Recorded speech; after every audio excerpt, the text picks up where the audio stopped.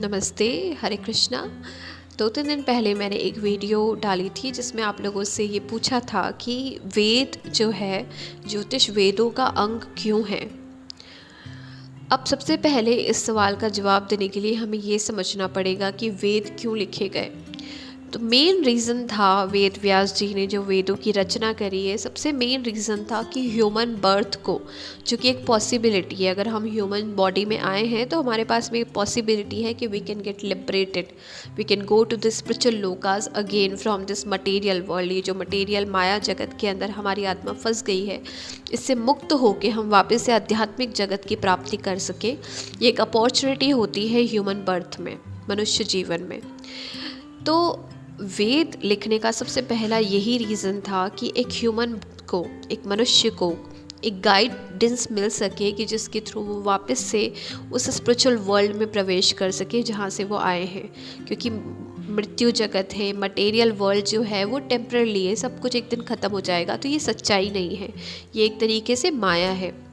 तो इस माया जगत से परे जाके अपनी रियलिटी को, निर्वाण को, मुक्ति को या वैकुंठ धाम या स्पिरिचुअल लोकास को वापस से कैसे प्राप्त किया जाए, ये ज्ञान दिया गया है वेदों में। ठीक है, अब उसमें जो ज्योतिष को इंक्लूड किया है, तो ज्योतिष को कहा जाता है आई ऑफ वेदास। ये चक्षु है वेदों का। मतलब जैसे हमारी आंखें सब कुछ देख पाती है, कोई किसी से आप सुन रहे हो, किसी से आपने कोई इन्फॉर्मेशन पढ़ी है, सुनी है, तो हो सकता है कि आपको ना भरोसा हो, पर जब आप देखते हो तो आपको भरोसा होता है। तो आंखें आपको सत्य दिखाती है। तो ज्योतिष जो है वो वेदों की आंखें हैं जो आपको आपके बारे में आपका सत्य दिखाती है। तो ये बहुत बड़ा इम्पॉर्टेंट हिस्सा है वेदों का, ज्योतिष, जो आपको सच्चाई दिखाती है, मेनली आपकी अपने बारे में बताती है। और इसके 2 अंग होते हैं ज्योतिष के, फलित और गणित। तो गणित ज्योतिष तो हमें पता है, जिसको हम एस्ट्रोनॉमी बोलते हैं, जो स्कूल में पढ़ाया भी जाता है, जो आपको प्लानिटरी पोजीशंस, कैलकुलेशन, मैथमेटिक्स, कुंडली कैसे बनाई जाती है, या सिंपली आजकल साइंस रिसर्चेस में भी हमें गणित ज्योतिष हमें चाहिए कि सूर्य की दूरी कितनी है, वो अभी कहाँ पर गोचर कर रहा है, पोजीशंस स्काई की, कैलकुलेटिव पार्ट पूरा गणित ज्योतिष है। तो वेद ज्ञान भी देते हैं हमें।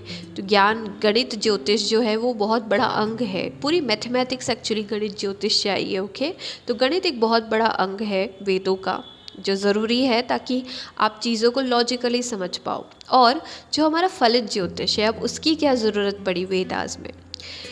तो ज्योतिष शास्त्र अगर पराशर ऋषि ने लिखा है तो उनका सबसे बड़ा फोकस था कि एक ह्यूमन को समझाया जाए कि उसे मुक्ति कैसे प्राप्त करनी है। उसने जो कुछ भी क्रिएट किया है अपनी पास्ट लाइफ में, ओके, डेस्टिनी ऐसा नहीं होता है कि किसी देवता ने हमारी कोई किस्मत लिख दी है, कि सूर्य देवता ने हमारे लिए कुछ लिखा या शनि ने कुछ लिखा, नहीं।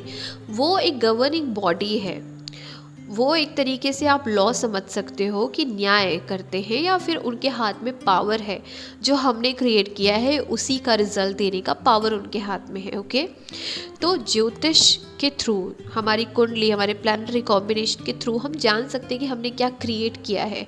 हमारी विल से, हमारे थॉट से, हमारे इमोशन से, हमारे कर्मा से, हमने जो कुछ भी क्रिएट किया है पास्ट लाइफ में, उन सब को हम पढ़ सकते हैं कि अभी जो हमें भौतिक शरीर मिला है, इस शरीर का क्या कर्म है।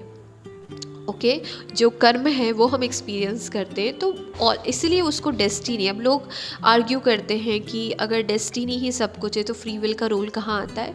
तो फ्री विल कुछ और नहीं है, आपने कुछ विल किया है, आपने कुछ किया है, हमने कुछ क्रिएट किया है, उसी का फल स्वरूप हमें इस जीवन के अंदर हमारे डेस्टिनी के रूप में वो रिजल्ट्स मिल रहे हैं। तो ये हमारे ही एक्शन का रिएक्शन है, ओके, जो हमें मिल रहा है अभी इस जन्म के थ्रू, जो कुछ भी हम भोग रहे हैं।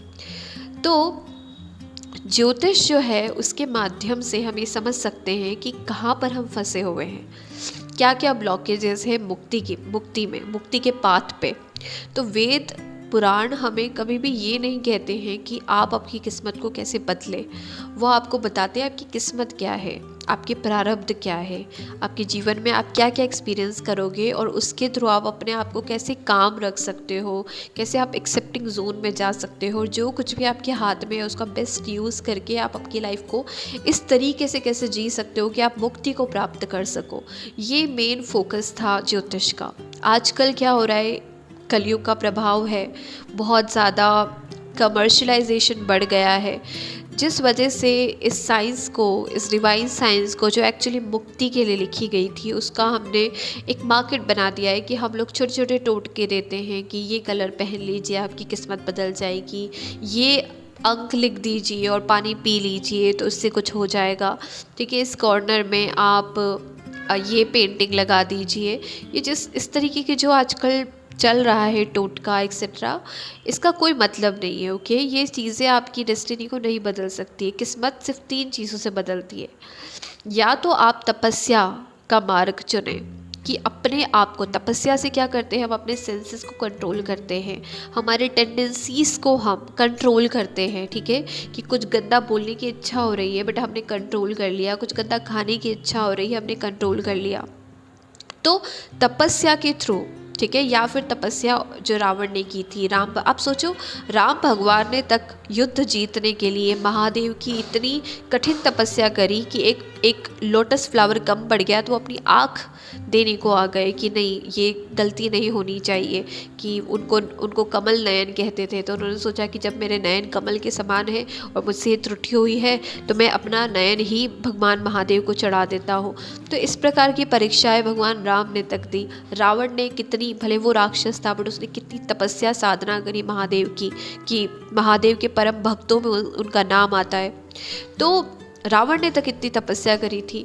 तो ये तपस्या होती है जिससे कि हम अपनी डेस्टिनी को बदलते हैं, ठीक है। नहीं तो किस्मत और डेस्टिनी, भविष्य इस तरीके से नहीं बदला जाता है कि आप सिंपली अपने वॉलेट के ऊपर एक पर्टिकुलर नंबर लिख दो और उससे पैसा आने लग जाएगा, ऐसा नहीं होता है। ओके, आपको तपस्या करनी पड़ती है। तो एक तपस्या का मार्ग है जो कि अभी लोग कर ही नहीं पाते, इसलिए कलयुग के लोग ज़्यादा डेस्टिनी ड्रिवन हो जाते हैं कि चीज़ें उनके बस में नहीं होती हैं क्योंकि हम तपस्या नहीं करते। दूसरा, भगवत कृपा, कि जब भगवान की, जब आप इतने बड़े भक्त बन जाते हो, इतनी इमोशनली ड्रिवन हो जाते हो किसी भगवान के प्रति, इतना भाव आपके अंदर आ जाता है, तब भगवान की एक कृपा होती है हम पे, उससे हमारा जीवन परिवर्तन, हमारी डेस्टिनी, हमारा भाग्य बदला जा सकता है। तीसरा होता है गुरु कृपा। गुरु जो है वो कहीं ना कहीं यूनिवर्स से, भगवान से कनेक्टेड है, तो उनके पास में एक पावर है कि वो जब आपको ब्लेसिंग दे तो आपका जीवन बदला जा सकता है, ठीक है।